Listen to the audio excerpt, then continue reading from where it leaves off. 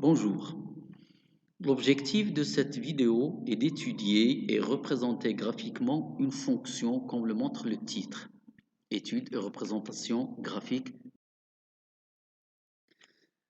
Maintenant, comme on avait dit que l'étude d'une fonction se fait d'une manière méthodique et en respectant les étapes. Alors, des fois, ces étapes sont données d'une manière trop détaillée dans un exercice, des fois, ils ne sont pas donnés. Et dans le cas où ils ne sont pas donnés, vous êtes conseillé de suivre dans cet ordre, vous suivre les étapes dans cet ordre. Alors, la première étape, c'est la recherche du domaine de définition, et il est préférable d'écrire ce domaine de définition sous forme d'un intervalle ou bien d'une réunion d'intervalles. Ensuite, étudier la parité. Étape suivante, déterminer les limites aux bornes du domaine de définition. Quatrième étape, étudier la monotonie de la fonction. Déduire ensuite le tableau de variation, puis l'étude des branches infinies. Alors, on doit rappeler ici quand même que quand on dit branche infinie, ça regroupe toutes les asymptotes et toutes les branches paraboliques. Les asymptotes, ils sont au nombre de 3, verticale, horizontale, oblique, et les branches paraboliques aussi, 3. Branche parabolique direction l'axe des abscisses, branche parabolique direction l'axe des ordonnées, et branche parabolique direction la droite d'équation y égale à x. L'étape suivante, on étudie éventuellement la concavité de la courbe. Étape suivante, on détermine des points assez particuliers tels que les points d'intersection avec les axes du repère. Et dernière étape, on trace la courbe. Bien. Passons maintenant à l'explication de quelques étapes. Alors, pour la détermination de l'intervalle, du domaine de définition, l'écriture de l'intervalle du domaine de définition sous forme d'intervalle ou de réunion d'intervalle nous aide à connaître, à savoir les limites aux bornes qu'on doit déterminer. Par exemple, dans notre cas ici, vous avez f de x égale racine de x carré moins 1. Les conditions pour que x appartienne au domaine de définition, vous l'avez ici devant vous, ce qui nous donne d de f égale moins l'infini moins 1, union 1 plus l'infini avec x différent de moins 2, c'est-à-dire moins l'infini moins 2, union moins 2 moins 1, union 1 plus l'infini.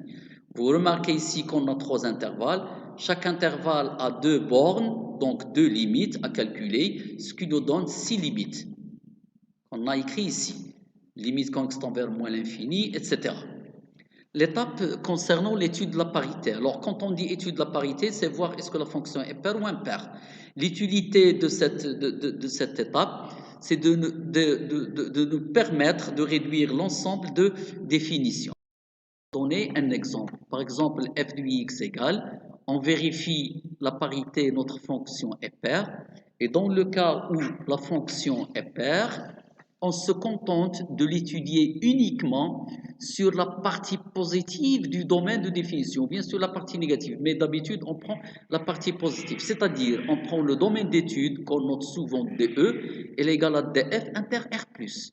Donc ici, DE, c'est DF inter R+, donc c'est 1 plus l'infini. Et donc si on a cette fonction à étudier, on va l'étudier uniquement sur 1 plus l'infini, et après on complète l'étude et les renseignements de la fonction sur l'autre intervalle, on les complète par symétrie axiale d'axe des ordonnées dans le cas où la fonction est paire, ou bien par symétrie centrale de centre, l'origine du repère O, l'origine O du repère dans le cas d'une fonction impaire.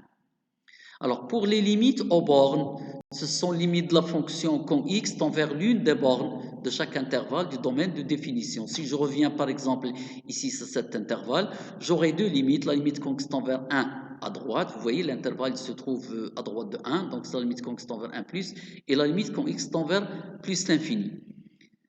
L'étude de la monotonie. L'étude de la monotonie, elle se fait à partir de l'étude du signe de la fonction dérivée. Parce que la méthode la plus pratique que vous connaissez maintenant, c'est pour montrer une fonction est croissante ou décroissante, on étudie le signe de la dérivée. Le tableau de variation, c'est un tableau qui résume la monotonie de la fonction ainsi que les limites. Il donne aussi le domaine des définitions.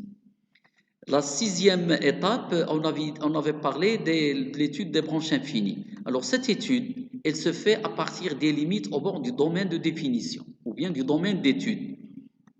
Bon, on rappelle les limites et on les interprète graphiquement. Mais des fois, on a la limite.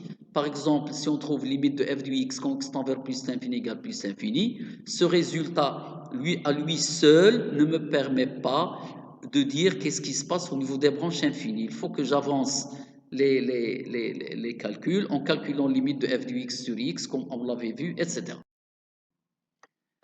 L'étude de la concavité.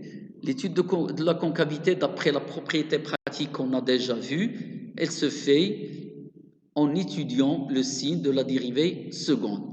Bon, la détermination de l'axe la détermination de l'intersection de la courbe avec les axes du repère, avec l'axe des x, on résout l'équation f de x égale 0, alors qu'avec l'axe des ordonnées, on calcule f de 0, bien sûr, à condition que 0 appartienne au domaine de définition.